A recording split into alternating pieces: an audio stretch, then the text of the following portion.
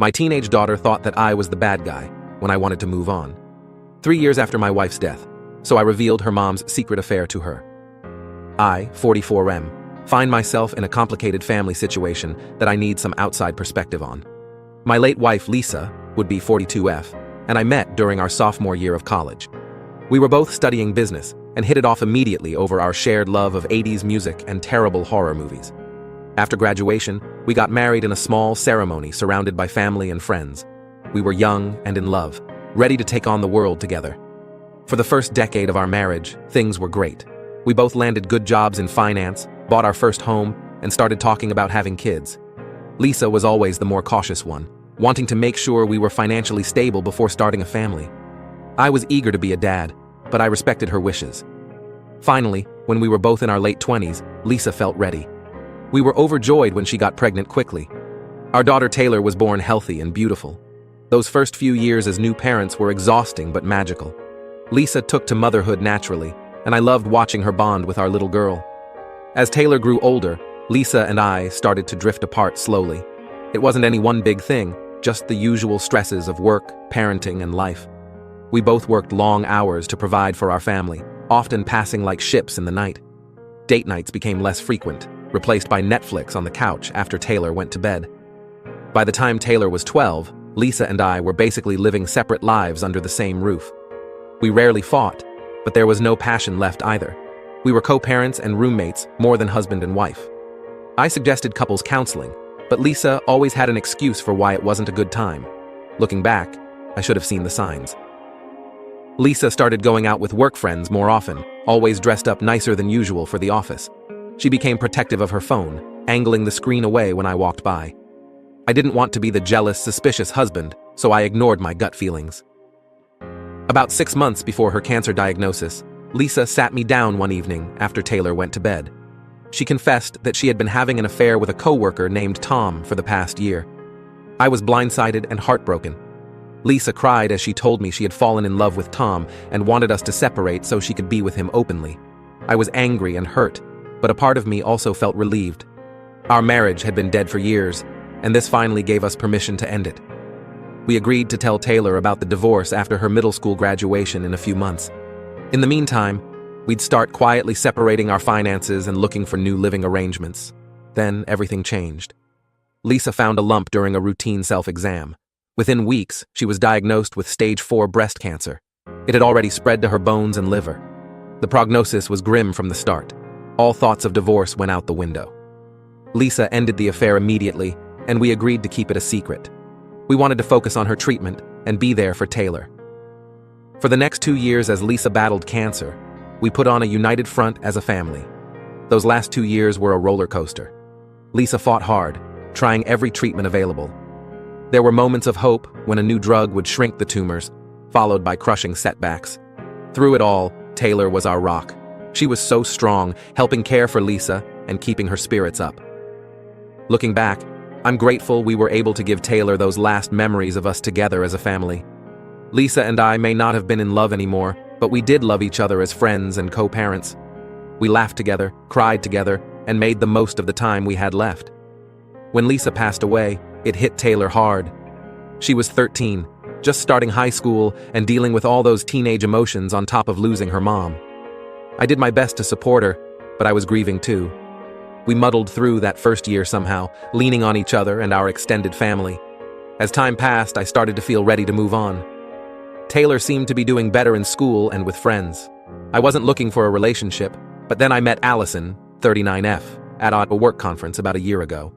She works for a partner company, so we had a lot in common to talk about. Allison and I really hit it off.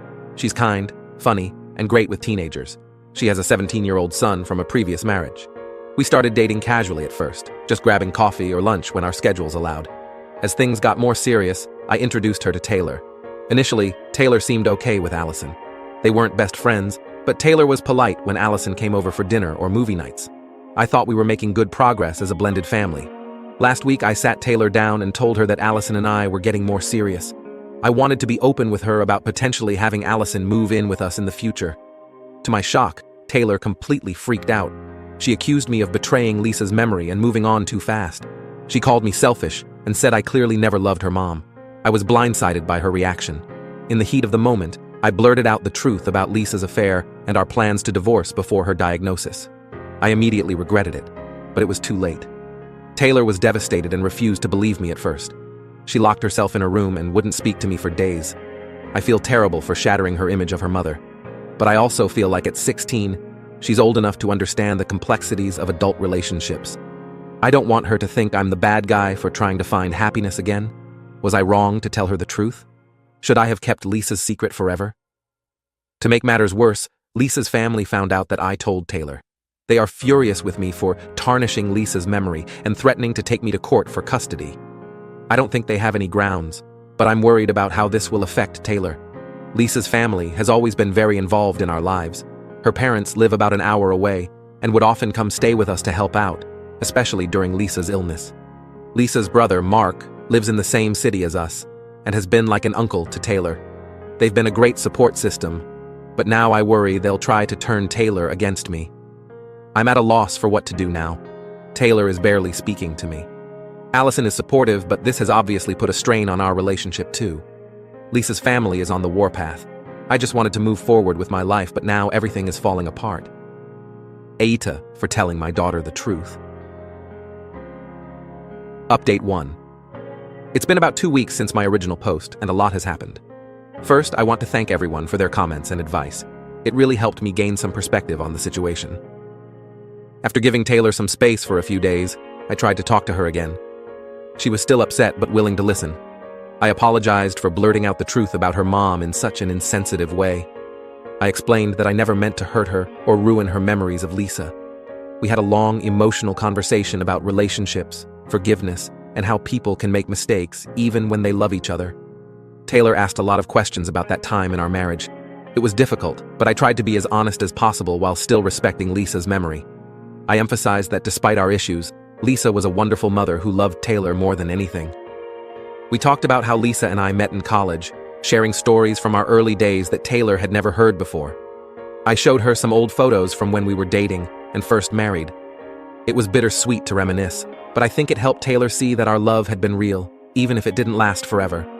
I also opened up to Taylor about how lonely and disconnected I felt in the years leading up to Lisa's affair. I didn't want to make excuses, but I wanted Taylor to understand that these situations are rarely black and white. We talked about how hard marriage can be and the importance of communication. By the end of our talk, Taylor seemed less angry, but understandably still confused and hurt. She admitted that she had put her mom on a pedestal after her death, and learning about the affair made her question everything. I reassured her that it's okay to have complicated feelings and that Lisa's mistakes don't negate all the good she did as a mother. I suggested that we could try family counseling to work through this together. Taylor was hesitant at first, saying she didn't want to talk to a stranger about our problems, but after thinking it over for a day, she agreed to give it a try. We've had 2 sessions so far, and while it's been challenging, I think it's helping us communicate better. The therapist is helping Taylor process her complicated feelings about her mom and our family history. As for Lisa's family, things have not improved there. Her parents and brother are still threatening legal action. They've been calling and texting Taylor constantly, trying to turn her against me. I've asked them repeatedly to back off and let us work through this as a family. When they wouldn't stop, I had to block their numbers on Taylor's phone. She was upset at first, but agreed it was for the best right now. Lisa's brother Mark has been the most aggressive. He showed up at Taylor's school one day, trying to talk to her without my knowledge. Thankfully, the school called me and didn't let him see her. I've had to inform all of Taylor's teachers and coaches about the situation to make sure they don't let anyone unauthorized pick her up. I consulted a lawyer friend who assured me they have no grounds for a custody case. Taylor is 16 and old enough that her wishes would be taken into account by any court. Plus, there's no evidence that I'm an unfit parent. Still, I'm documenting everything just in case. I've started keeping a detailed log of all their attempts to contact us and any incidents like the school situation. Allison has been incredibly understanding and patient through all of this. She's given me and Taylor space to work on our relationship. We're still together, but taking things slowly for now. She even offered to join us for family counseling if Taylor is comfortable with that in the future. One bright spot in all of this is that Taylor has started opening up to me about other aspects of her life. It's like breaking this big secret has allowed us to be more honest with each other overall. She told me about some trouble she's been having with friends at school and asked for my advice. It meant a lot that she felt she could come to me with her problems. We've also started a new tradition of having Sunday brunch together, just the two of us. No phones allowed, just time to talk and connect. Sometimes we chat about serious things, other times we just goof around. It's become something I really look forward to each week. I know we still have a long road ahead, but I'm cautiously optimistic. Taylor and I are talking more openly than we have in years. I'm committed to rebuilding our trust and helping her heal. I just hope Lisa's family will eventually see that this isn't about taking sides, but about helping Taylor process a difficult truth. Update 2. It's been about a month since my last update. Things with Taylor have continued to improve slowly but steadily. We're still attending family counseling, and it's been really helpful for both of us. Taylor is gradually coming to terms with the complicated reality of her parents' relationship. She's asked to see some old photos and mementos from when Lisa and I were happier, which has led to some bittersweet but healing conversations. We spent an entire weekend going through boxes in the attic, sorting through Lisa's belongings that we had packed away after she died. It was emotional but cathartic. Taylor found her mom's old journals from college and asked if she could read them. I was hesitant at first, worried about what they might contain, but I decided to trust Taylor's maturity. Reading those journals has given Taylor insight into who her mom was as a young woman, beyond just being mom. The situation with Lisa's family, however, has escalated dramatically. Last weekend, they showed up at our house unannounced with a social worker. They were demanding to speak to Taylor and assess her living situation. I refused to let them in without proper documentation or a court order. Things got heated, and Lisa's brother Mark tried to force his way inside. In protecting myself and keeping him out, there was a scuffle, and he fell back, hitting his head on the porch railing. It wasn't serious, but he was bleeding. The social worker called the police and an ambulance. When the police arrived, Lisa's family tried to paint me as unstable and violent. Fortunately, our security cameras captured the whole incident. The footage clearly showed I was defending myself and my property. I wasn't charged with anything, but Mark was cited for attempted trespassing. The social worker interviewed Taylor separately. Taylor stood up for me, telling them she felt safe and wanted to stay with me. She also expressed how their constant interference was causing her more stress and pain. The social worker seemed satisfied that there were no immediate concerns for Taylor's welfare. This incident was the last straw for me. The next day, I filed for a restraining order against Lisa's family. The judge granted a temporary order based on the evidence of harassment and the attempted break-in. We have a court date in a few weeks to make it permanent. I hate that it's come to this, but I have to protect Taylor and our ability to heal as a family. Lisa's parents left a long, tearful voicemail begging to see their granddaughter. Part of me feels guilty, but I know we need this boundary right now. Maybe someday we can rebuild a relationship, but only if they can respect our family's autonomy. Allison has been my rock through all of this. She's been staying with us more often to help out and provide emotional support. Taylor is warming up to her slowly. They're not best friends yet, but there's a growing mutual respect.